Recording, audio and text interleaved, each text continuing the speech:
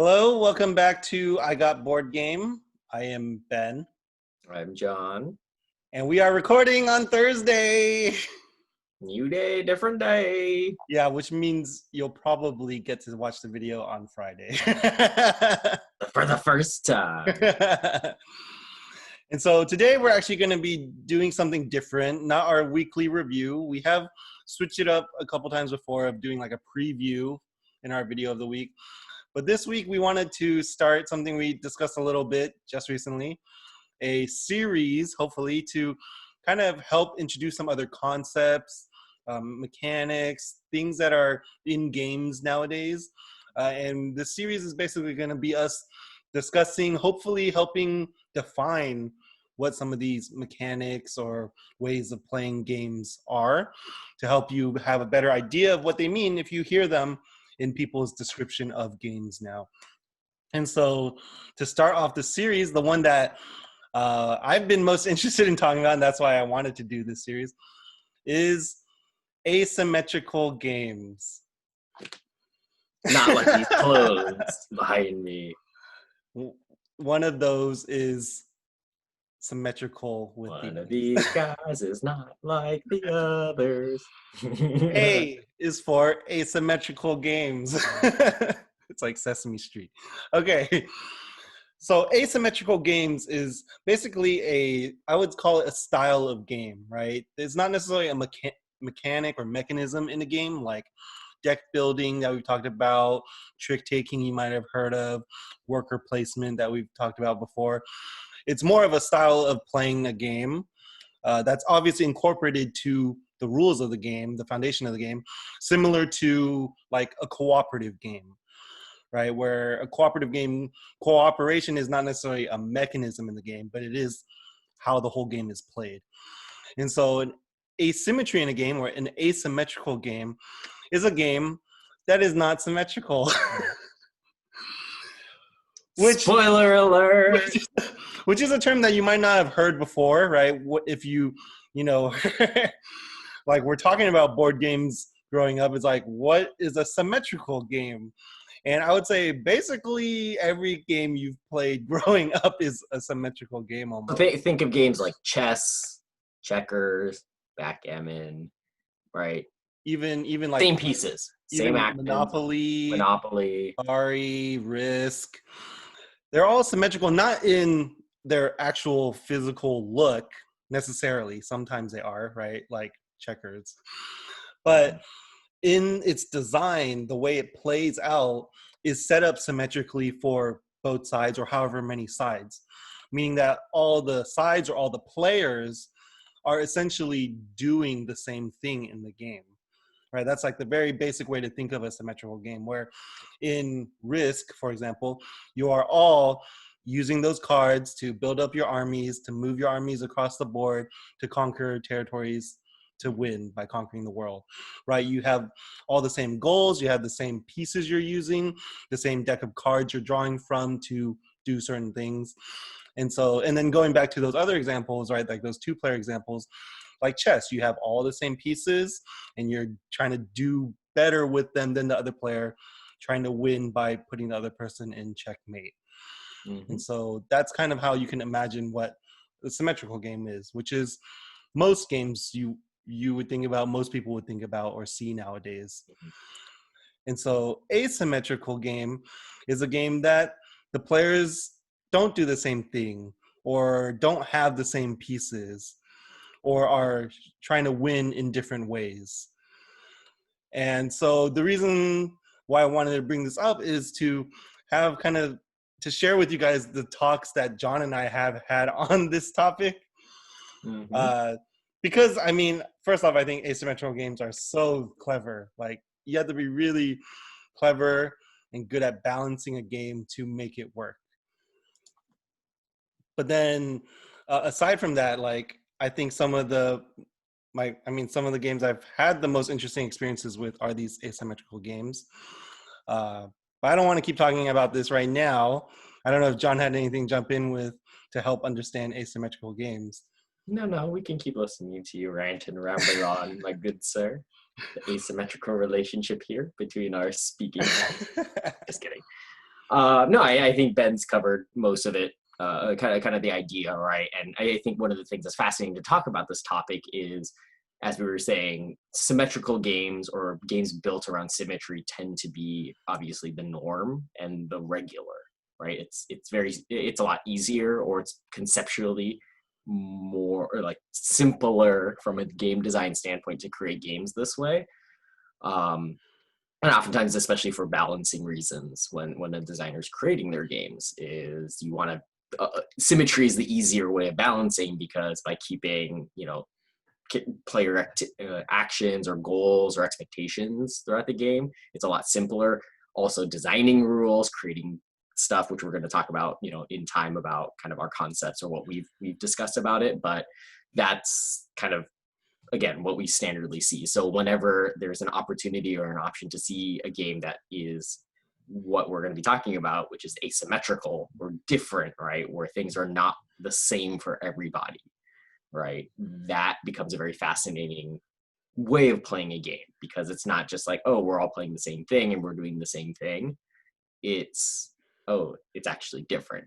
And they're like, but then you're still playing you're still playing the game, but with different rule sets or whatever is going on. So Yeah, with what you mentioned about balance too, I think maybe another way that people could understand like symmetrical games is like sports are basically all symmetrical, right? Like it's one player versus another, like in tennis or badminton, on the same court, racket, ball, same way to score points, same way to win.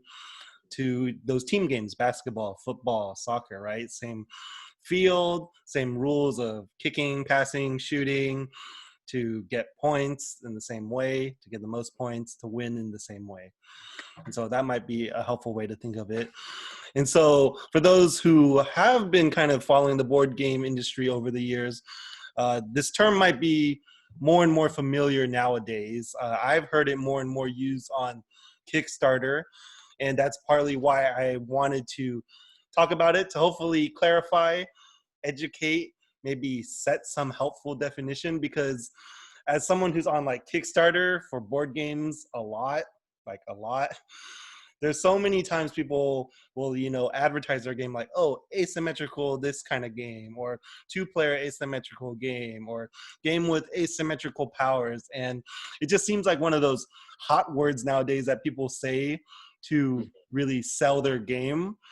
But I find that really annoying because it's really using a term I think that could be more helpful in defining a game or giving a better idea of a game, and kind of broadening it, stretching its meaning so that it really doesn't mean anything other than different. Like asymmetrical powers just means you have different powers, which in the industry there's already terms for that, like variable player power. So why do you use asymmetrical except to just bring attention to your game? So that annoys me when people kind of just throw around words like that to try to make it more marketable or catch people's attention, when it's misleading, basically. But then the reason why I have such a certain kind of stricter understanding of asymmetry in games is because the very first time I heard it, it panned out to be something very different. And that's kind of what set the mold for me of like, oh, this is what an asymmetrical game can be like. And so for those who have been following the board game industry, might have heard of some more recent asymmetrical games like Root. Yeah, lovely Root. Root, a game of woodland might and right. So this was obviously like a really popular one that came out in 2018. It was on Kickstarter, still but it came out to popular. retail. And it got a lot of attention, and is still really well known in the industry for doing basically asymmetrical roles. You can have up to, I think it's like 4 players in the base game playing different factions that play completely differently and yet are somehow competing to win. And then a little earlier, like 2016 or 17, there was Blood of an Englishman by Renegade Games, which is this small 2-player game, which was touted as asymmetrical in its description, which we can even kind of talk about later, but I do think it fits, but we can come back to it. But then the one that actually started it for me came out, I think, in 2012, called Android Netrunner. This is not the game box. I could not find the original game box anymore. I don't know what I did with it. This is just the deck box from a tournament. But this was a 2-player remake of the original Netrunner game by Richard Garfield, made into a living card game that then had its own kind of tournament scene and such like that by Fantasy Flight. And so this was the first game that I ever heard of being asymmetrical. And when I finally learned to play it, because it was very complicated to someone who's new to board games to learn how to play it, it really blew my mind. It's probably one of the games I've played the most, like count-wise, on that I've recorded on Board Game Geek. But it's also because it's one of those basically kind of like trading card games in play style, right? If you get into it, you'll just play it a lot, 1v1 with people. But those are just some examples that people might have heard of. And so those are examples of asymmetrical games, I would say, because the players, whether it's 1v1 or multiple players en route, they all have either certain ways that they go about winning that are different, certain pieces or components that they use that are different, and they maybe even have different ways of winning, right? Like someone might be victory points, while the other person might be, I win by eliminating the other player. And so that's kind of what led John and I to start theorizing, or kind of just trying to define what makes an asymmetrical game. And so do you want to explain kind of the criteria so when we've talked we talked through it, and we summarize kind of the main components or the main thoughts we have about asymmetrical games or characteristics of an asymmetrical game, and we'll be kind of discussing a little bit further. But the 3 major ones we were thinking about is components, as Ben was mentioning, is what are the objects or what are the pieces that a player utilizes in game, whether they're the same or they're different, or whether you use them in the same way or you use them in a completely different way, right? So there's components, then there's what we're using the term means, which we may talk about because this is a very philosophical term.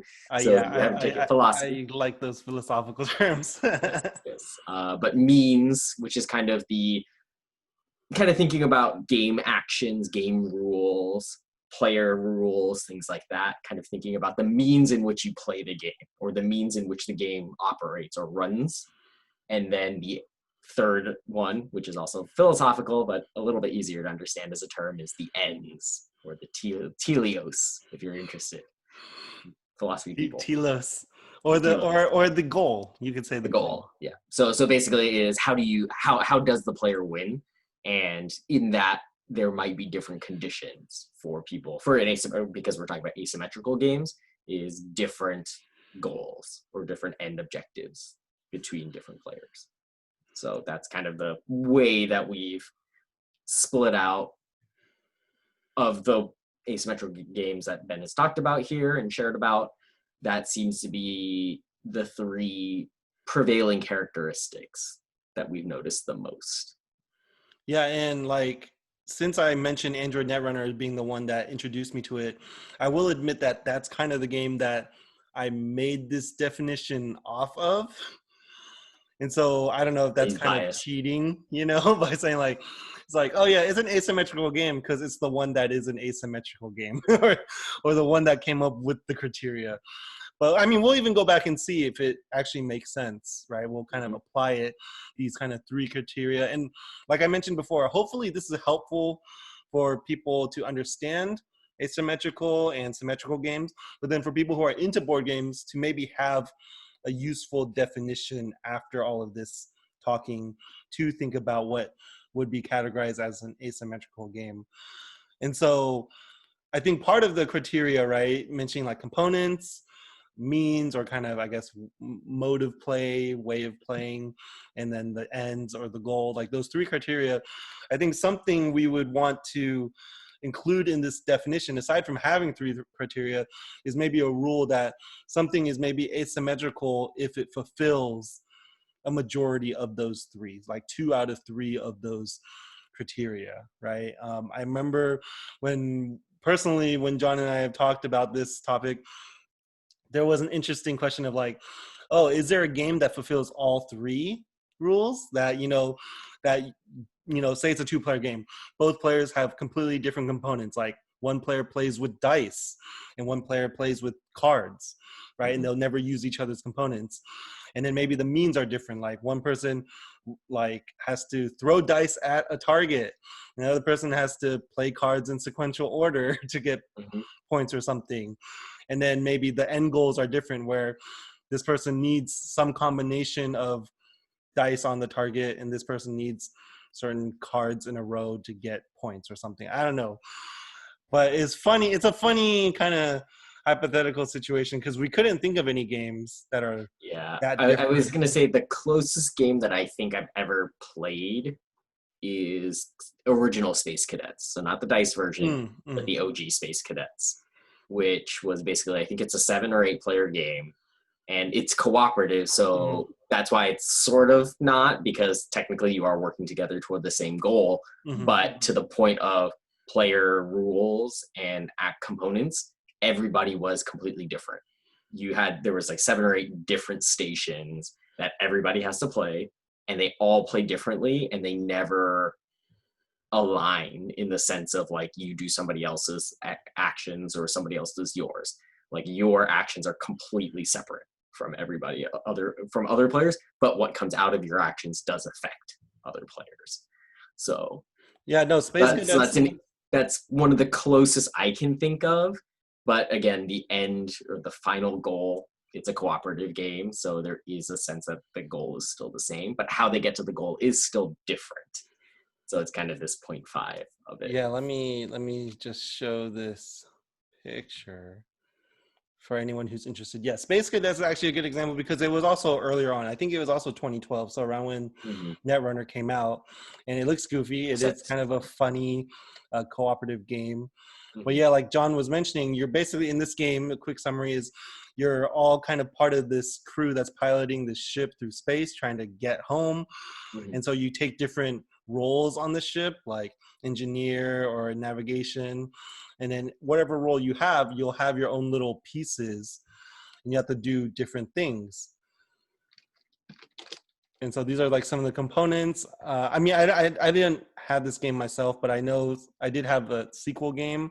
So, parts of it, like for example, the person doing the weapons has to do this kind of Tetrising, fitting pieces in to basically prepare weapons for shooting at like aliens or asteroids. Where then another player might have a flicking game where they have to flick a piece a certain range. Or actually, no, this person has a flicking game too, huh? To actually flick it forward. Well, the player on the left, that's their whole board. It's okay. There's 2 different things. You're shooting for the range, and then you also need to flick for how much damage. Okay, yeah. And so that's kind of a more visual example of like how an asymmetrical game can be, right? Like the players clearly have different components. They won't ever use each other's components. And they're using them differently, like the whole flicking or the Tetrising, fitting pieces together in a grid. But then, yeah, like as John said, this game is co-op. So there is that sense that they're all working toward the same goal. Yeah. Overall. This game is a good example. It is really close in those criteria, right? The different components marks off one. Everyone has different components, and what they're doing with those components is different, right? Whether you want to mention the flicking and the fitting of the pieces in this case, to either doing damage or creating the missiles, right? And then the end goal is the part movement, et cetera, right? Yeah, and then the end goal is the third criteria that maybe is like a 0.5, right? Because it's cooperative, so they're all trying to win the same way and win together. But individually, their goals are still, in a way, different, right? Like they're trying to get their missiles made, or they're trying to do the most damage. Exactly. So yeah, that's interesting. That would be like maybe a 2.5 on this On criteria this we have. criteria scale we're using. Yeah. But it's interesting because I mentioned it was funny kind of asking the question about if there's a game with all three of these criteria met. And I think the conclusion that John had mentioned was that probably wouldn't be A game. possible. Because you basically, if all three of these criteria, and we're kind of, at least in our thinking right now, right, if these three criteria are really what define an asymmetrical game and how different a game can be in all different ways, if every part of it is so different from each other, it might just be two people playing two separate games alongside each other. Right. Exactly. And that's kind of where, from a conclusion standpoint, that's why it's like, that's probably the case, because it's like like if you're playing with totally different pieces, you've got a totally different set of ways of going about it and doing it, and you're trying to satisfy some condition that's completely separate from people, then why are you playing a game with the other people? It's like you might as well be reading a book while I'm singing a song, you know? Yeah. So that's it's just kind of a funny conclusion. So it seems like right now no game would or should satisfy all three criteria. But I would say, again, like I think the important rule is it would have to be at least two, though, for me to say it's asymmetrical. Because if it's just one, you know, like someone has some different components, it doesn't seem like that much of a difference. Not enough, you know, to have the weight of being called an asymmetrical game. Like even just like different end goal, you could have games where players can win in different ways. Well, think of Bang, for example, right? Bang is that type of game, or deception, like social deduction, a lot of social deduction games. A lot of them are that example, right? Where your different players have different goals, right? There's a lot of different goals that might be out there, but the player activities and the components that you utilize are all the same. But we don't usually call them asymmetrical per se, right? It's typically not a term that you use. You call them a social deduction game because yes, there's different ends, but the game itself is effectively played the same by everyone. So yeah, no, that's a really good point.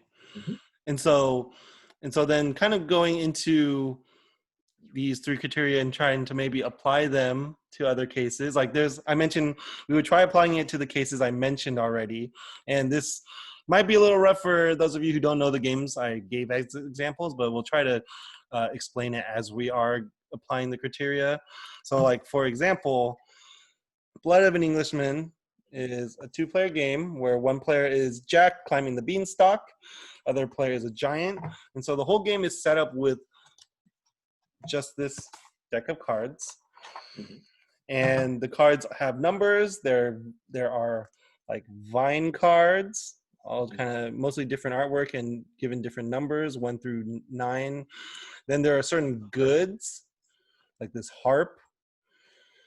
And then there are fee, fi, fo, fum cards, the giants cards. And so all of these are used to set up a grid in front of the players that they both play on. But then they basically take turns doing a certain number of actions. If I remember correctly, I think it was Jack could do like 3 actions, and then the giant could do either 1 or 2 actions. I think it's 1, but the one action they take does like maybe 2 things. Okay, yeah. Right, something like either doing a big move or 2 smaller things. Exactly, it's something like that. Yeah, and so it comes down to kind of the way they manipulate the cards that are staggered into the rows. Kind of if you imagine like solitaire, right? Like cards put into rows like that. That's kind of how the cards are set up. And then, you know, Jack can basically take 1 card and in the front of the pile and move it to the other pile. Or another pile. Or to the back of that same line of cards. So he has a few different ways of moving single cards, and he can do 3 actions on his turn. And so he can kind of mix up how he wants to move the cards around. Where then the giant moves sections of cards at a time. So he has fewer moves than Jack, but then he's moving like whole sections together. Yep. And so in that way, they have the same components, right? They're all just using these cards, manipulating them. But I think we would say their means are different. Yep. because the actual rules for their actions are different, right? How many cards they can move at a time, how many actions they have on a turn. The ability, like the ways in which they manipulate it, there's certain conditions as well, right? Like Jack has his particular conditions, as we were mentioning, but the Giant has his separate conditions, which are unique, and they do not play the same way as the other player, and it does lend to a different type of strategy that must be applied in play. So, and then lastly, the way the game is won is either Jack gets certain sets of those goods, right? Yep. I think he needs it's the harp, the goose, the egg, and the princess. Is there a princess? I forget. Gold. No. Goose, harp, and gold. Oh, is it gold? No princess. Yeah. So was there a princess in this story? Actually, there was no princess in the story. JK. Shows what I know about my fairy tales. But then Jack needs to win. Is it one of each one? Like he needs to collect. He needs to have accessed all three of them, or line them up. He has to have collected one of each of those goods, or had him in the front of the thing. I forget how. It's been many years since to take a card in the front that like basically collect it, and so he needs to collect one of each good, and he needs to collect cards, and he's building beanstalks in like ascending order. And so each stock that he's building has to be 6 cards, right? Any numbers from 1 through 6, but in ascending order. So he's collecting those throughout the game, and then also ending with a treasure. And so he needs to get one of each treasure. And so so that's like the way Jack would win. He needs to build up these beanstalks, 3 of the beanstalks with a treasure at the end of it. So these stacks of cards for himself. Where then the Giant wins by basically lining up cards saying fee, fi, fo, fum in a row or in a line. In a row or column, I believe. Row or column. And so they have to be like right next to each other in order, fee, fi, fo, fum, and then he wins. And so in that way, the goal for both players is different, right? Jack is collecting cards in a certain numerical order to end with a treasure. And then the Giant just has to manipulate the cards that are out there into fee, fi, fo, fum order. And so there you go. 2 out of the 3 criteria met.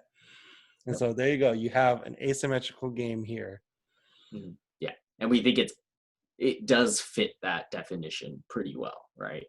And it does play out differently than what we were even just talking about with like Netrunner or one of the others, which we want to get into it as well. But yeah, I mean, and I think this is also like an example of a case where something cool about asymmetrical games, which we'll maybe mention toward the end of the video too, is that the kind of strategy and thinking you need in it is different than the other player. And that's cool because then it's not just about the other person just doing better than you with exactly the same things, right? It's you two have different things and you have to do the best with them.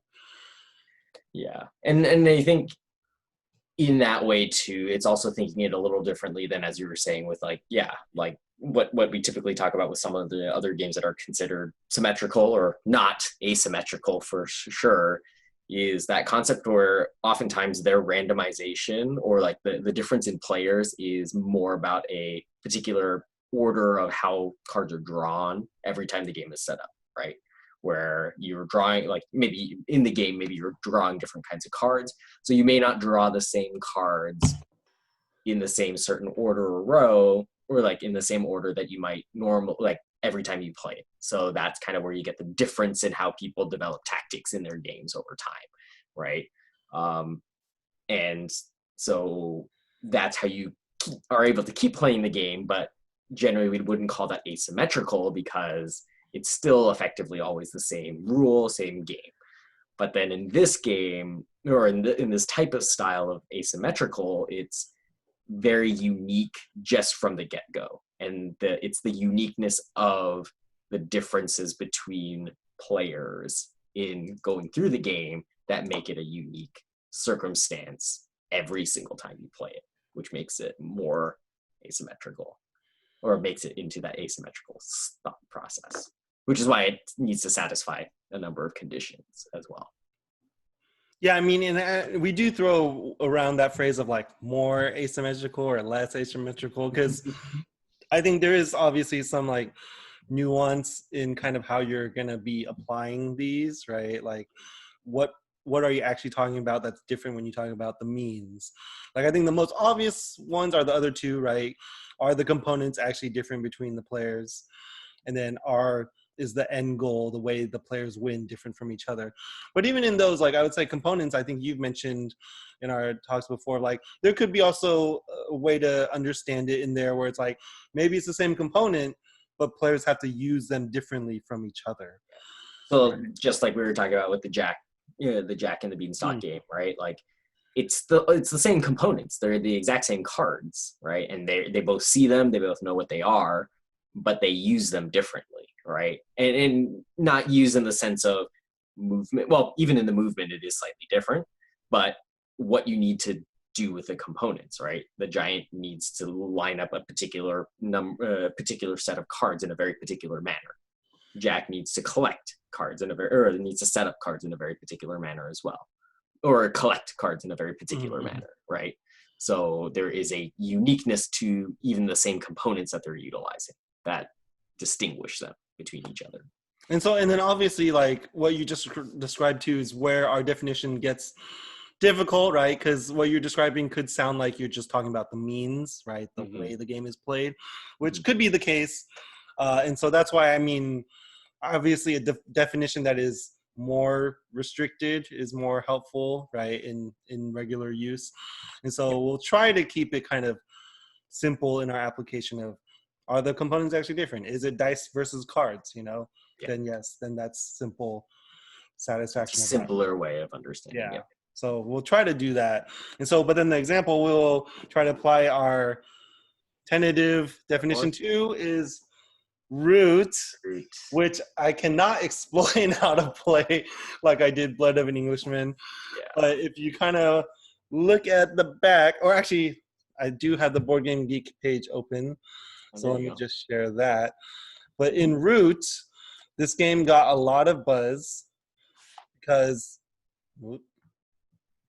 Next one over. Root. Is there a nice picture of the board? Maybe something like this. That one or the next one. Yep. That's a 2-player version. Oh no. 3 players. Oh. Zoom in on that elbow. Yeah. Hope these people don't mind having their picture in here. But yeah, so Root, I zoomed in too much. Let me do my own zoom. Okay, there you go. There you go. I think that's a 3-player setup if I'm looking at it correctly. Yeah, I think so, right? This is the raccoon, right? I think. Yeah, and then the it's cat. Marquis the cat in the Ravens Dynasty. Or the birds, the avians. And so in the reason why Root was such a big hit was because, as John mentioned, like it's kind of standard to go through the process of balancing a game that's symmetrical. But if you imagine asymmetrical games having sides being so different, it's much harder to play test and continually balance how these different ways of playing with different things actually fit together fairly in the same game. And so I think part of Root's success and popularity is that it's a game, like I mentioned, that plays up to 4 players in the base game, but then there's also expansions with other factions that you can play. But each faction you're playing with plays different. They all have their own mechanics, their own components, if you will. For example, let me see if there's another picture. That was not a good one. For example, the Airy Dynasty, the bird faction. Eerie. All the factions have their own player board, right? So in that way, sure, they're not different, but those are just basically reference guides on how to play them. And so on the player board that explains how a certain faction plays, for the Airy Dynasty, they all have their deck of cards. which they have to, on their turn, assign to these different actions at the top of their board: recruit, move, battle, build.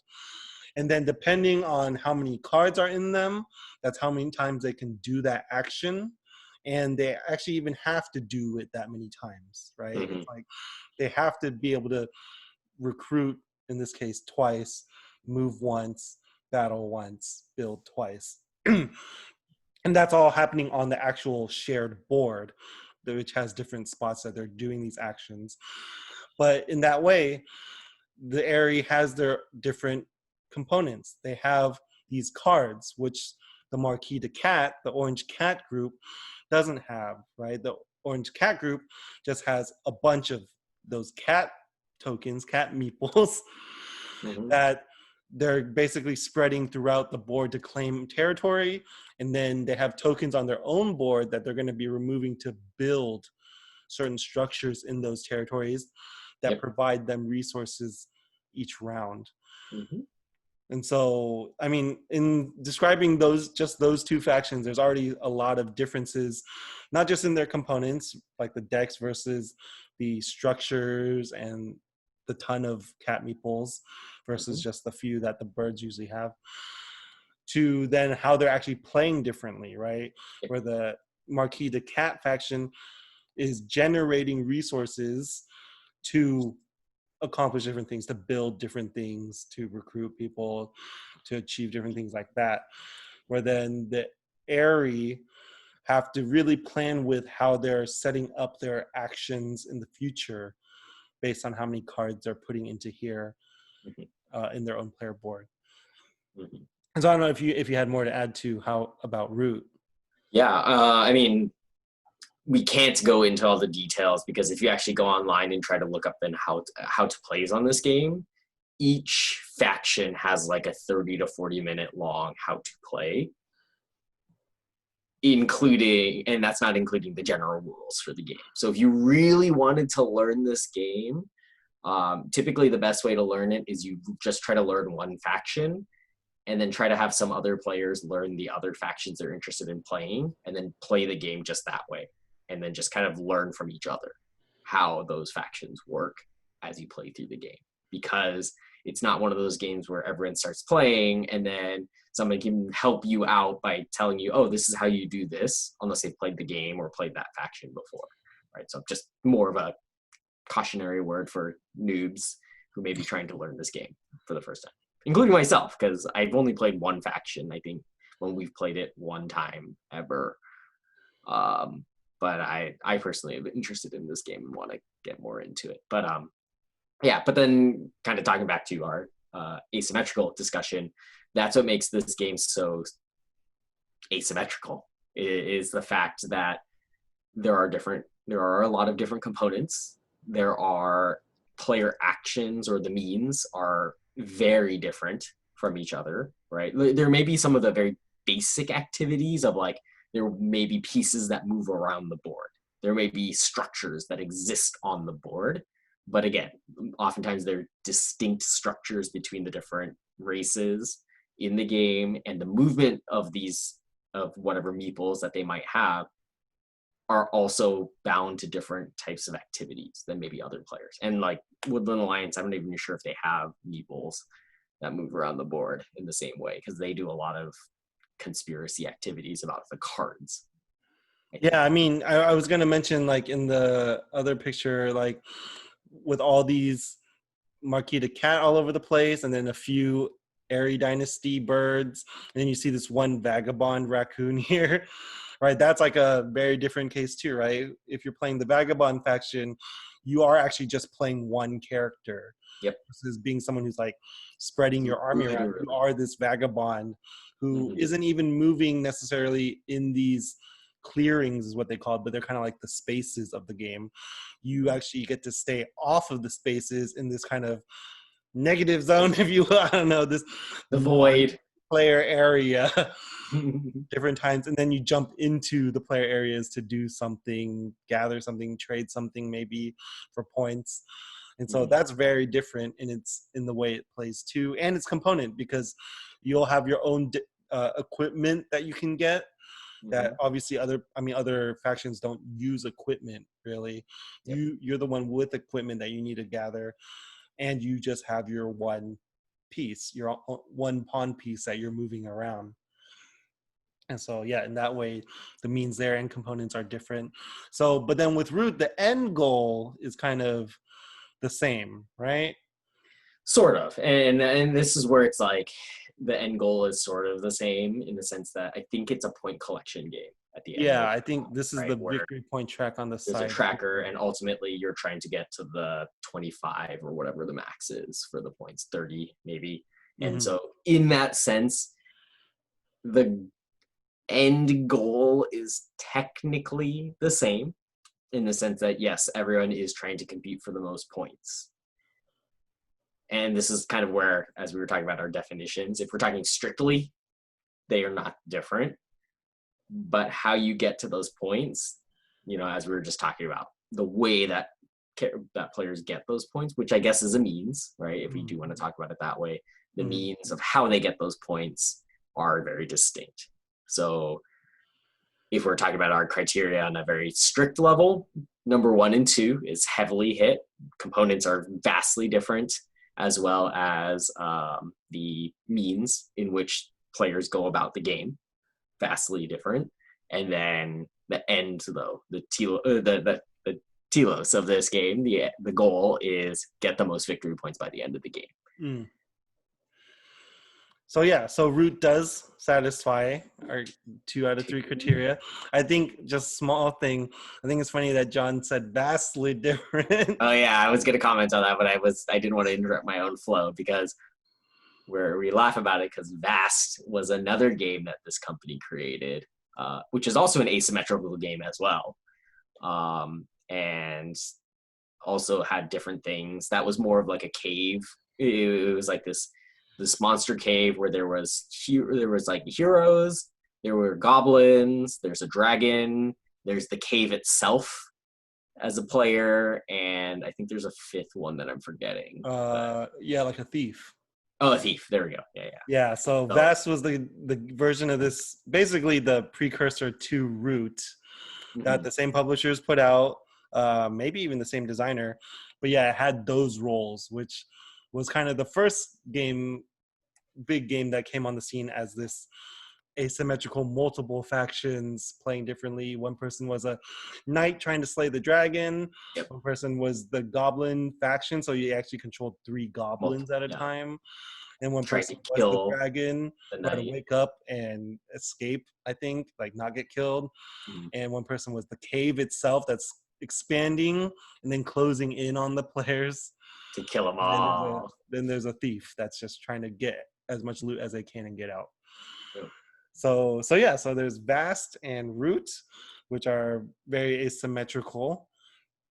And then going back to the original case that I mentioned, Netrunner, which you haven't played though, huh, John? I played it a couple times with you. Oh, a couple times? Okay. It was a long time ago though. It was a very long time. Yeah, I haven't played it in a long time. We played it a few times. Sadly, Netrunner is dead for all of you who may be interested in this asymmetrical game. It's not being supported anymore. So it's kind of just imagine like a trading card game, collectible card game like Pokemon or Yu-Gi-Oh! That the company isn't creating more content for anymore. Yeah. But I did play it a lot. I really got into it. And it was, I mean, I'm trying not to be biased and be like, oh yeah, it's the one that set the rules for me. So it is for sure asymmetrical. But I think we'll see how many of the criteria it satisfies, right? 0 of 3. No. Because I think it's one of the cases that it goes into those nuances that we mentioned a little earlier, because it is a card game for one, right? It is an LCG, a living card game, which we will talk about in the future. But it's basically a model of card game where then you are building your own decks and then playing against another player, like any kind of trading card game, Pokemon, Magic, Yu-Gi-Oh, etc. But then the difference is the way it's asymmetrical is I would say mostly the means, and then the end, and then somewhat the components. Yep. Because in the game, whenever you play with someone in Netrunner, you actually bring 2 decks with you, like kind of like at a tournament, you'll bring 2 decks with you. And they're basically separately constructed decks, right? It's not like you have like this deck and backup cards, and I'm going to put in these cards, take out certain ones, and I have my second deck. They have to be actually vastly different created decks, because the whole theme of the game is kind of cyberpunk, futuristic, where one player in this game that you play is a corporation that's trying to achieve its agendas, its own goals. And then the other player is a runner, or basically a hacker, trying to take down the corporation. And so that's what every match of Netrunner is. It's a runner versus a corporation. And so when you play, you have to play with your runner deck against the other player's corporation deck, or they're playing their runner deck against your corporation deck. Mm-hmm. And so if that already sounds cool, then maybe you should have gotten into it earlier when it was still big. Well, you could probably still find it now if you're curious. But yeah, I mean, that did catch my attention, just that kind of setup of like, it's thematic, this kind of futuristic setting, but then they actually put it into the gameplay where, oh, someone actually is the corporation and the other player is a runner, not just, I don't know, like any kind of symmetrical game you could play where, oh, you're just going to be called the corporation, but we're just passing forth the same cards, you know? Or it's something like it's a competitive game, but then you both play as a runner against like a automated corporation deck, or vice versa, an automated or like you play as the corporations against an automated runner of some kind, right? Like a AI. Yeah, version. or like a fictitious character that you're both competing against or something. Yeah. So, and then the way it plays is, I mean, again, it is. Want to click on the Netrunner shared screen versus staying on root? Cough, cough. For our viewers. So this is kind of the look with Netrunner. Spoiler alert for all the ratings. Hey, I can guess the weight now. So this is get a free copy of all Netrunner cards, Ben. Yeah. This is the second edition that came out when they kind of tried to do a soft relaunch of the whole series a couple years ago to kind of see if they could get it going again. Like I mentioned, it is over, so it wasn't that successful, but it was still trying their attempt to try to, you know, bring it to a new audience. But then part of the background too is that this game, the original Netrunner, not Android Netrunner, but Netrunner, was set in the Android universe. That's why you have this new version, Android Netrunner. But the original Netrunner was created by Richard Garfield, who is the guy who created Magic the Gathering and King of Tokyo and other games over the years. So it was really cool to he was one of the early designers that I learned about, like, oh man, he's doing these very different games. But yeah, so this is kind of the style to Netrunner. And then you have like cards that look like this, for example, which is a runner's card. And so I mentioned Runner and Corp a lot because the setup is obviously different in that way. The players have their own decks. But why that's important is because when you're outside of the game, not playing a match, and you're creating your deck, again, it's not like games like Yu-Gi-Oh!, Pokemon, where you just buy booster packs, have all the cards, try to put together a deck you want. In Netrunner, you'd have to pick corporation cards that could only go into a corporation deck. And so that's why the corporation deck and a runner deck are completely different from each other. They won't have cards that can be swapped into each other's deck. This deck is made fully of corporation cards. This deck is made fully of runner cards. Mm-hmm. And then even in the setup of the game, you'll have the corporation, and this might be a picture that's harder to find. I don't know if, this might be that one might work. A glimpse at it. Yeah, this is a glimpse at it. So this side is the corporation and the other side is the runner. I mean, they're kind of showing a bunch of their cards, but on the corporation side, you'll have your HQ or your ID shown, which is basically which corporation you've chosen to play as. There's a number of them, I think like 4 of them in the Netrunner universe that you could choose. And so you have that identity card shown here, which basically shows your corporation's ability, kind of player power. But then you also have your deck on one side of your HQ.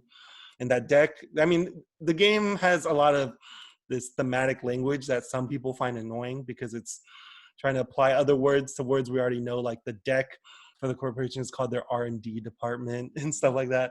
I thought it was cool. But anyway, so you have your deck, and then you'll also play cards face down next to your HQ or throughout the game.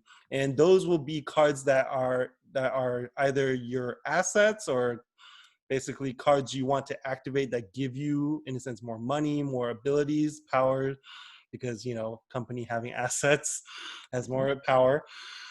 Or they might be your agendas that you're trying to fulfill. Basically, you're trying to promote them to a certain extent so that you can finally push through an agenda, like a company promoting some new product or something, right?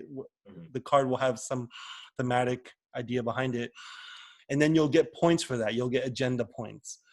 And then in front of all of these cards you're putting out, you'll have these cards put horizontally in front and usually face down that are your ice, which are your defense cards. And it's basically cards that are there that have a certain power, certain ability, certain rules on them that the runner player has to try to get through to reach your other cards, to either primarily to reach your agenda cards, to steal them and get those points. And so yeah, there's this kind of back and forth where the corporation is kind of trying to find the right time to start working on an agenda, but also trying to build up a defense in front of them that makes it harder for the runner to steal the agenda. Where then the runner side, they have their own deck of cards, which they're going to be playing mostly face up as equipment to kind of modify themselves, right? To kind of give them their rig, I think is what it's called, building up their rig to give them abilities or ways to go against this corporation, get past the defenses more efficiently, more often, and stuff like that. And so after all that, hopefully it's clear that they do play very differently. It's kind of in this cat and mouse way, which is very different, right? One's chasing the other. But then they are also going for different goals. The main goal is obviously to get these agenda points, victory points. But then there are other ways to win too. Like the corporation, if they run out of cards in their R&D, they've lost.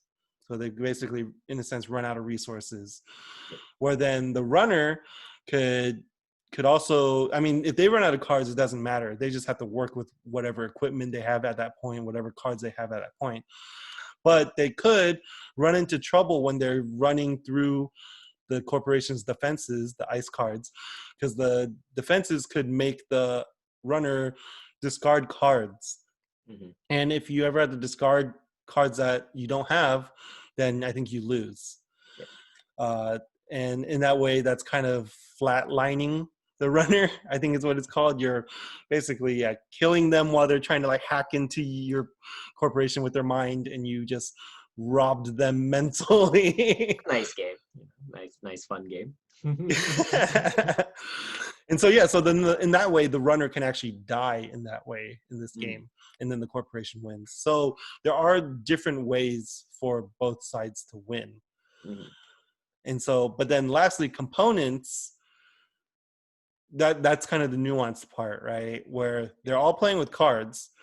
They all have like the same kind of token markers that they use in common, generally, even like the same credit or money tokens. But their cards are different. The cards will never be used by the other person. Like never be found in their deck because they're just not allowed to be in their deck. Their effects don't make sense in their other person's deck. And even actions wise, the runner has one more action per turn than the corporation. So that's kind of the nuance, right? Where yes, they have action points, but one has 3, the other has 4. Yeah, And and so then like yes, they both play with cards, but the way they use the cards and the way that the cards interact are totally different, mhm. and they're not paralleled in any way at all.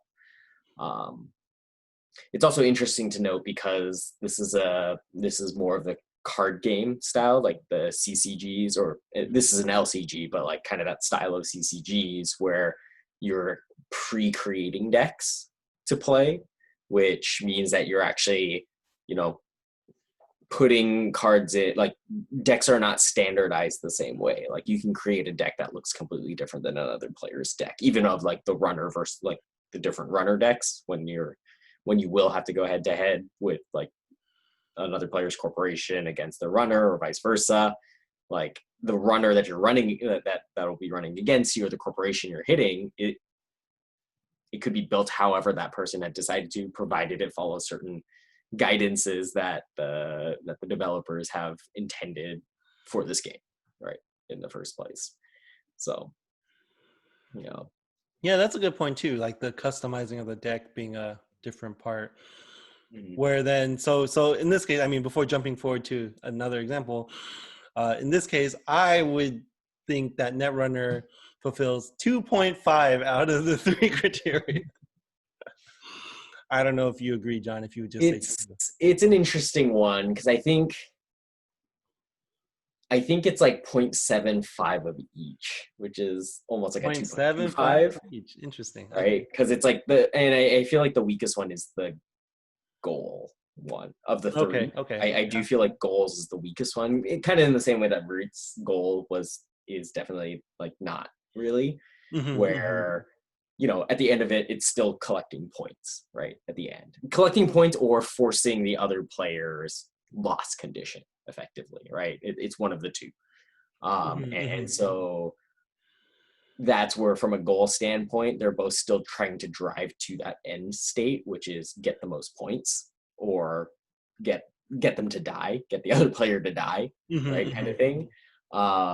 So in a sense the goal is kind of weak in the sense of different from an asymmetrical standpoint from Mm-hmm, what mm-hmm. we've said, right? They're not driving for a completely different thing of like one player isn't just actively the only way they win is to kill the other player, right? If that was their only goal condition, that would to me then be a very asymmetrical game where one has to collect points, the other person has to kill the other player, Mm-hmm, mm-hmm. right? That's true. But then but then components wise, I actually think this is a great example of the way that components may be the same, but because of the way they're utilized or played out, they're actually very different, and it's actually asymmetrical in that way, right? And then means, as we were talking about, yeah, not just the difference in actions, but even what they do with the actions, right? As we were talking about, the corporation is basically building a base, right? They're building the headquarters base and kind of the firewalls, the ice walls, all that stuff, protecting. The runner is basically equipping themselves to hack into these areas, which is a different concept of how you're using the cards and preparing yourself in your actions and engagements in the game. So I think the means are also a very strong point to the asymmetry between the players overall in the game. And actually, yeah, a point I did want to go back to is when you were talking about the components and how they're used differently, right? I know earlier when we were discussing, there was a case of where it would sound like you're talking about the means, right? Mhm. But in this case, it would actually be that nuanced case where the card is just different. You know, it's not like we are drawing from the same deck of cards. So it's the same possibility of us using the same cards. Or But no, it's even actually, crafting your decks in the first yeah, place it's to play the actually game. just different cards that the other person will never have. Yeah. And I guess that might be inherent in a way to customize these customizable card games in a way In a way, but it's also not, because because you of the can use core Magic the versus runner. Gathering as an example, right? Magic the Gathering has the same Mm. concept. You're creating and crafting a distinct deck, but Mhm. the pool of cards is effectively the same across all Yeah, that's players. true. Effectively, other than like you have Magic, you have you want to build decks with certain colors, but you technically don't have to. You could build a deck however you Yeah, want, yeah, yeah. right? In Mhm. Magic, but in this game, no, there are restrictions in that sense. Like there's a Netrunner section, there is Mhm. a corporation. And even within those groups, I think there are unique Yeah. corporations, different Yeah. types of corporations, and there's different types of runners as well. Mhm. And there are certain limitations to the amount of cards or the types of cards that even they can put into their deck based on the corporations and Mhm. point Mhm. values if you're doing it on the official rule settings. Yeah, yeah, So, exactly. So yeah, so it is very different. And I mean, obviously me earlier saying like 2.5 is not shooting for any like great accolade for Netrunner. It's just more of how useful it is to, you know, think of as a model of an asymmetrical game, right? But both of us would say at least a 2, right? At least yeah, fulfilling 2 out of definitely 3. And easily. so it is a good example. Mhm. And so then to kind of maybe finish off, hopefully all of this has been helpful in clarifying again what an asymmetrical game is like. Mhm. We kind of were thinking of seeing if there's other cases that we could try to apply these 3 criteria to. Maybe some of the games we've already reviewed on our channel, you know, Mhm. like I think of first like Exceed, right, which we've talked about, and it's like, would Exceed be an asymmetrical card game? So in Exceed, I mean, the first thing that comes to mind when we're talking about like Netrunner being a card game and the components in Exceed, you would think maybe you might be inclined to think that it has different components because you choose a character and you have their deck and you just shuffle it and play with them. But in the player's decks, the majority, at least half of the cards, are common cards in a sense of that they are the same generic cards. Like everyone has the same 2 copies of Kick, every generic action. like punch, high, medium, low punch or something, grapple, block, Yeah. So something like those that. are Something in like that. everyone's decks, and they Yeah. do exactly the same thing. Even if the art is slightly different in different editions of the game, they all do the same thing. Mhm. And so in that way, just because you have a separate characters deck doesn't make them different components. Yeah, and while they have unique cards for each of the characters because they do play to their variability, it's not in the same way like this game, right? Where it's the cards are different not because it lends to a different play, like a different way to play the game entirely. It's, as we've talked about, player variability, which is a separate term, where it gives you a difference between players, and you're not the same exact character per se, but it's not right. Or I guess this is where we get into the means and the end of the game as well, right? Where in Exceed, as we've talked about in the review of that game, is you're both players are basically you do the same things, right? You're still playing cards the same way. There are different cards in the deck, but they're still played. There's still the same base set of rules that you have to follow, and that the way things are kind of aligned against each other as a fighting game and things like that. And the end goal of the game is always the same. You're trying to kill the other player between Mm-hmm. both players. There's Mm-hmm. never a different thing. There's never another condition to win the game. You have to just beat the other player. Mm-hmm. I Mm-hmm. guess technically, I guess you could technically push it to a draw, but that condition is the same for both players, right? Yeah, Like yeah. I to push mean, it but I mean, and like that's double not the shuffle or goal, something like that, right? The right? goal isn't to do a draw; it Yeah, is to just win. exactly. Um, so So, yeah, and this is that would be a good example of cases where, oh, do I have a picture of Exceed? Let me get where it bugs me. does Oh, Exceed call itself asymmetrical? it does not. But I mean, the case that you were getting at of Yeah, player powers, yeah. where then there are a lot of times now, like I mentioned on like Kickstarter, people market their games with asymmetrical player powers. And to me, that's just redundant and misleading again, because I mean, we already have a term variable player powers, which people even casually speak about as, a game having player powers. It already kind of uh, lends Implies. itself to meaning different player powers. Otherwise, you wouldn't mention the term player powers because then it's not a player power. It's just something everyone can do. Mhm. But then if it's slightly different, then you say, yes, this game has player powers or variable player powers. And so to market your game with asymmetrical player powers, it's like you're just trying to get attention. And what that means is just player powers, Like there's no point to say asymmetrical player powers. And so that bugs me. And then in another way, that is to clarify how asymmetrical games are different from just games with player powers, right? And I think you put it really well that you're still, in a sense, playing the game, going about the game in the same way, right? Just because your character, maybe in Exceed, has cards that make you move faster than the other person, like their speed, or this character you're playing has more power to his special cards. You're still talking in the terms of power and speed, which are regular measures in the game itself that both players have to deal with.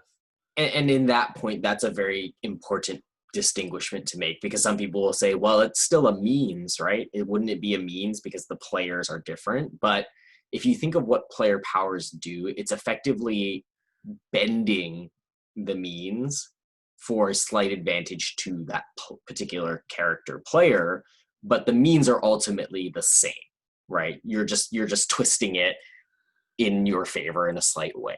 Mm-hmm. Whereas when we've talked about some of these other asymmetrical games that we're classifying as hard asymmetrical games, the means are actually just different than the other players, right? So, sort of, because like technically, when we're talking Blood of the Englishmen, the means are not too different per se, but they are unique, right? So they are unique in the sense that the way that they're able to move cards is advantageous for their particular person, but it's like because it's for a completely different goal, right? Versus, but then we talk about root, like the actions of the players are completely different from each other. The actions in Netrunner, there's both a difference in the number of actions, but there's a difference in how they do the actions as well. It's actually different. Fundamentally, it's a different way of playing than the other player, which makes it different. Versus an Exceed, you maybe you can tweak the card because it allows you to use a second or a third action, or a second or a third card, or you get a +1 or +2, but it's still the same, right? You're not like using explosion power or something, right? Like you're not using some completely different term that doesn't exist in the game at all and doesn't tie to any of the other parts of the game, right? Yeah, you're still essentially playing by the same rules, and I think that's the way I think of it. Like you're still on the same battlegrounds doing the same things. In that way you're stuck to the same rules, just maybe your character's faster at it or stronger at it or have better defense for it. Where then, like in the example of Netrunner, the runner has an action to run against a certain building or asset that the corporation has, and the corporation will never run against the runner. That's just not an action they can do. And the runner never has ice cards because they don't have assets or buildings to set up firewalls for. They're never defending against the corporation attacking them, for example, right? Like the corporation never sends out like hit runners or something, to attack the runner or something like that. As far as I know, maybe. I mean, there's like that, similar thematic things, but gameplay wise, no, it's not. There's never a corporation running against a runner or a runner having ice for some reason. Yeah, exactly. Ice firewalls. And so then that's to clarify the difference there between player powers not being what I would call asymmetrical. And so that is one example of a game we have looked at that is not asymmetrical. But I think, to not go on too long with this, I think some final considerations we might have to also clarify on this idea of asymmetrical games is on the broader category of things we've kind of mentioned to each other, right? That we might also be tempted to talk about either one versus all games as asymmetrical. There's also the question of, are, in a sense, cat and mouse games inherently asymmetrical? And then what about like team versus team games, right? I think starting with the first one that I mentioned, of one versus all, right? You had some thoughts on that one, right? Yeah, kind of. I think there is some inherent differences to it in the sense that usually in a 1v all type style game, so thinking of like Betrayal of House on the Hill when there is a traitor or a betrayer in the game, or we were talking about Obscurio as a game, or games with traitors involved in the game, like social deduction style games in that way. There is some inherent difference in it. But we did raise Bang as an example of one that I'm not sure would fit. But and this is where it's kind of like there is some inherent differences in the sense of like typically it's the goal in the game that's ultimately a different thing, where the 1v all person is trying to align a particular goal that prevents the other players from winning, so then they win in some way. So their end state is a distinct goal, though it is kind of tied to the main group's goal of winning, which is usually prevent them from winning. Yeah, right? yeah. But it can also be thrown out, or like it can play out as, in order to do that, you have to kill all the players, and that is your actual win condition, which is not maybe their winning condition, which might be leaving successfully, Mm-hmm, or doing a certain activity successfully. mm-hmm. And even if some players die, that doesn't matter, because as long as they get the activity done, they win. Mm-hmm. Right. So there is some inherency. I feel like it's one of those things where it's like it can satisfy that one condition, but it does require the other conditions to be satisfied in order for it to become asymmetrical, right? Otherwise, it is just variance in how you end the game, right? Yeah, because then usually, yeah, and considering the other criteria, the other two criteria, right? Like usually the components are the same, usually, right? Like all the players are playing on the same board or moving their own piece around, but you all have a piece that you're moving around on the board or something like that. But then if the means changes, so like I know in Betrayal, there are some rule sets where the means of the player who becomes a betrayer does change Mm. significantly, and it becomes something unique to that player. So in some circumstances of those scenarios, you become makes it asymmetrical.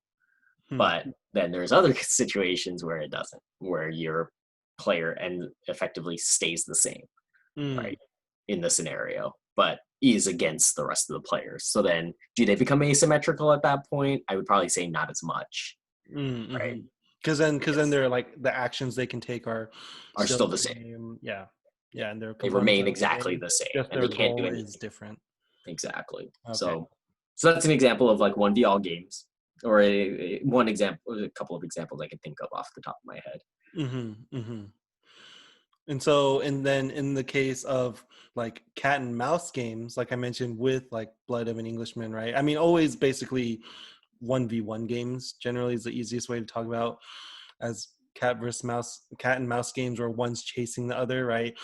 That would seem to lend itself to being asymmetrical, at least in one way though, right? Which would probably Mhm. be the means, right? One person will have actions to chase and the other person will have actions to escape, right? Mhm. Which neither of them will, I mean, in a well done one, I think shouldn't be the same action, right? Like, I Yeah, think the most basic way would be like the actions are all have to do with movement. And in Mhm. that case, that would not be an asymmetrical part of the game, right? It's just, I need to move this way faster than you move to catch me moving that way. And you're exactly. still just moving the same way, right? And so But that's where it's like it depends on the delivery of the components of the game or the end state of how they actually achieve that, right? Um, and so so, I was thinking of one like Spectre Ops actually that we mm-hmm, played in the past, where it is literally a chase game like that, where you've got a hunter who has a component difference than the players in a way, where they're a visible component in the game, mm, and then you have the runner, the secret runner, who's trying to escape, and they use a different component, which is their pad, to track their movements that the other player can't see unless the other player uses certain actions that allow it to be seen. So so yeah, so actually, so Spectre Ops, that's interesting, right? Because like you were mentioning, yeah, the components being somewhat different. I mean, there's still Somewhat, pieces on the right? board, Yeah. but the runner can be hidden, so maybe that's like half a point at most. But then the means are somewhat different also. Like they all have the same movement action, but then there's special actions which you'll do a lot. Yeah. Like the cards that the runner can play as like tools to help escape, the hunters will never have, right? Yep. So in that way, it's slightly different. Maybe a 0.5 again there. But then the end goal being the obvious cat and mouse, so it is different. Yeah. That I guess that bumps it up to 2, barely, maybe. Yeah. So it's kind of like a weak asymmetrical, but it's still like does satisfy enough conditions where it is different, right? It is uniquely different from like the player is uniquely different between the hunter and the hunted. So I guess the point in mentioning this is that is an example that kind of squeaks in there. But then if some of those other things were just even weaker, it would show that cat and mouse games don't necessarily lend itself to just being asymmetrical. exactly. And also this came up because one of the examples I had mentioned before we started was Fugitive by, I believe, Tim Fowers. And so if you guys haven't heard of Fugitive, which I'm guessing you haven't, it is a game where one person is kind of like this criminal trying to escape the cop who's trying to catch them. And so then the criminal is basically using cards from this deck, which have numbers, to kind of play in following certain rules in a certain sequential order to kind of indicate how far they are in running away. Where then the detective who's chasing them has this just a number pad to keep notes on the possible numbers that the criminal has run to. And so in that way, their components are somewhat different, because I think the detective still uses some of the cards from the deck too, to kind of keep track of things or to limit how far the criminal can run. So in that case, there is a shared aspect, but again, this number pad and the tracking is different. And so that's kind of a means, right? Like they're tracking on this, where then the criminal's playing the cards to indicate how far they're running. So that's kind of adds up to 1.5. And then the actual cat and mouse aspect, maybe that knocks it up to a 2.5, maybe. 2.5. Almost at 2.5? the same level as a Android Netrunner. Yeah, Asymmetry to you you. just played Fugitive for your asymmetrical game, Phil. But yeah, I mean, that's interesting. Yeah, when we start kind of getting into those half scores, because it could be even less, right? Depending on It's how I was weak. going to say it's probably more partial scores. We haven't distinguished what constitutes levels of even those point ratings. So, Mm-hmm. but it's just more like it's not quite, yes, definitely different, but it's also not quite like there is a difference. It's not no difference at all. Mm-hmm. So that's where we are with our decimal. And then I think lastly, the case I mentioned is just team games. Yeah. I think team games lend itself to not be asymmetrical, similar to how sports are. Yeah. Right? Because it's not even so much of like, because the case that comes to mind is something like Captain Sonar, right? Where everyone on a team has different roles, similar to, in a sense, you can think of it as like what we mentioned earlier, Space Cadets, but more like one team with Space Cadets versus another team with Space Cadets. But that very setup in the way I said that means it's not asymmetrical, right? Yeah, and that's where it's like this is a game where the means are different between players, right? So within a team, the players do have different means of doing things, but the components between so this is the part that's different, right? It's like the game itself is not a team against themselves internally. It's a team versus another team. So the actual game is the competitive aspect of it. And so if you're thinking about it from that way, the two teams don't have different components. The components are the same, right? You have different players, you have a different number of players doing it, but the components all have to be done still. And then you think of the means. Yes, like internally the team has to do different have different roles, but again, between the two teams, those roles are always the same. It's not like one team has a unique role that the other team never has, or vice versa, right? And then thirdly, the end goal, they have the same end goal. Yeah, they're Destroy trying to get the same goal. beat the other team, right? So yeah, so kind of now that we've actually distinguished with team games and in sports games, it's kind of a clear point from our perspective that even if within a team game, board game, they may have different variable power or different actions and different things to do. If you're thinking about the competitive aspect, because that's usually what a team versus team game is, right? It's still a competitive game. The competitive aspects of the game are still ultimately symmetrical. So, okay, so hopefully all those different comparisons and different aspects of different categories of games, hopefully all of that helps clarify what an asymmetrical game is, and hopefully these three criteria we're kind of presenting can be helpful in how that term is used or how you use that term in talking about teaching, introducing board games. And lastly, I would just say, and this is just kind of my own thoughts on asymmetrical games, like I mentioned a little earlier, I think they're really cool because of how clever they are to make things that play so differently but still be in the same game. But I think another part that is appealing about it is maybe for those of you who are newer to board games or maybe not even that competitive, I think asymmetrical games are a little more welcoming, not in the sense that they're easier to learn, because they're usually more rules to learn, right? Unless you just focus on your one role, which I think is a perfectly fine way to get into an asymmetrical game. Just choose one role and play, as John said. But then they're more welcoming in the sense that since it's not symmetrical and you're not competing with another player or other players to do the same thing, just better, there's less of that maybe sense of comparing with others while you're playing, right? yeah. Because obviously, depending on how complex a symmetrical game is, it could be pretty easy to see how you're doing in relation to someone else that's playing with you, because you're all trying to fulfill the same goal, playing with the same cards, pieces, so you know that they're ahead of you at this point. But then with an asymmetrical game, that can be very hard to tell, right? Because your goal could be different, or even if it is the same goal, everything else that you're playing through and playing with are different.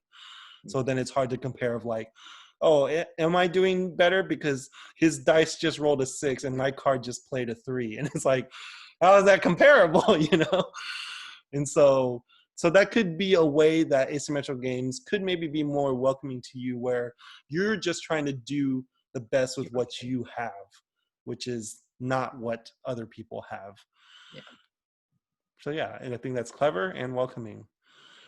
I don't know if you had anything else to add on that, John? No, I mean, just again, like typically asymmetrical games are just more complex by nature just because there's more rules. So as we were saying, it's kind of that little bit of a balance of like, just understand that there's probably a lot to learn if you do jump into asymmetrical games in that sense. So just be willing to keep yourself open-minded. But then, I think that's a great way to think about what Ben shared about, yeah, you're really not comparing yourself to other people in that style. Now, the game might end really fast because maybe you didn't play a particular way in the style, but at least you can learn, and it's a fast way of learning it, and realizing, oh, I probably need to do something a little bit different in that circumstance or scenario. But otherwise, I love the concept of asymmetrical games in general. I think it's just such a unique thing, and just having people do different things in a game is just fascinating for me. So I usually try to get my fix just with variable player powers, which is the compromise version, or the much easier and much more balance friendly and developer friendly way for people to create games or create concepts like this. But when they can execute a really unique asymmetrical game and that actually works and is balanced, that always to me is a way more fascinating thing, because it means that the game is very different every time you play with these different versions or different types of characters or different player things or whatever that asymmetry is fitting in our categories. So so yeah, so if you found this helpful, which I hope you did, in clarifying what asymmetrical games are.